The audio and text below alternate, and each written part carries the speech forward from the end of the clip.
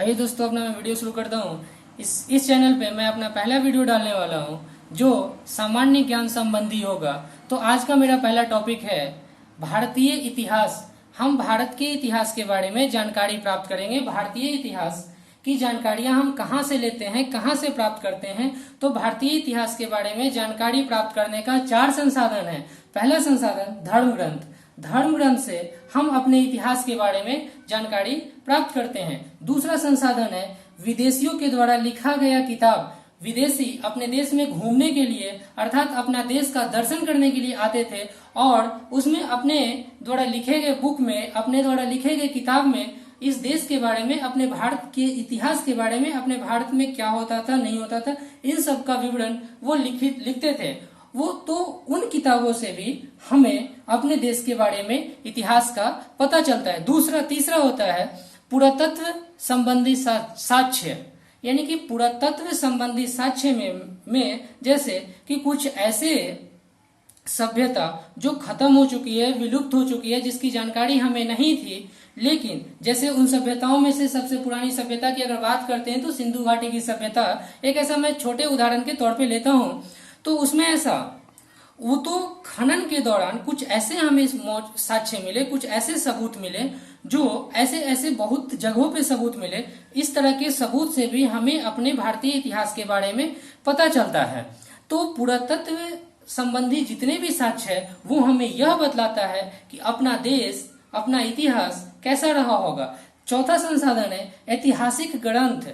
ऐतिहासिक ग्रंथों में इन तरह की बात को विवरण हम ला सकते हैं, जैसे कि अलग अलग राजाओं के द्वारा किस तरह से शासन किया जाता था, क्या शासन प्रणाली थी उसकी। इन सब बातों से भी हमें ये पता चलता है कि अपना भारतीय इतिहास कैसा रहा होगा, किस तरह से चलता होगा, लोग कैसे जीते थे, लोग कैसे रहते थे। इन सब सारी बातों की जानकारी हमें इन 4 माध्यमों से मिलती है। अर्थात वो 4 माध्यम में पहला माध्यम है धर्म ग्रंथ, दूसरा माध्यम है ऐतिहासिक ग्रंथ, तीसरा माध्यम है विदेशियों के द्वारा लिखा गया किताब, चौथा माध्यम है पुरातत्व संबंधी सबूत अर्थात साक्ष्य। तो आइए जानते हैं इन सब चीजों से एक एक करके एक एक टॉपिक पे मैं बात करूंगा। तो पहले आते हैं भारत का, अर्थात अपने देश का नाम भारतवर्ष कैसा पड़ा, क्यों पड़ा, इन सब बातों की जानकारी पहले लेते हैं।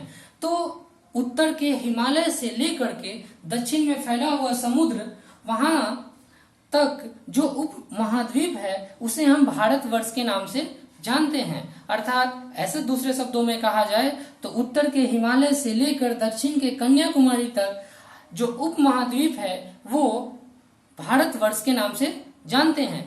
महाकाव्यों में, पुराणों में ऐसा अपने देश को भारतवर्ष ही कहा जाता था। भारतवर्ष अर्थात भरतों का देश, भरतों का देश। यहाँ के निवासी को भारती अर्थात भारती के संतान के नाम से भी जानते हैं।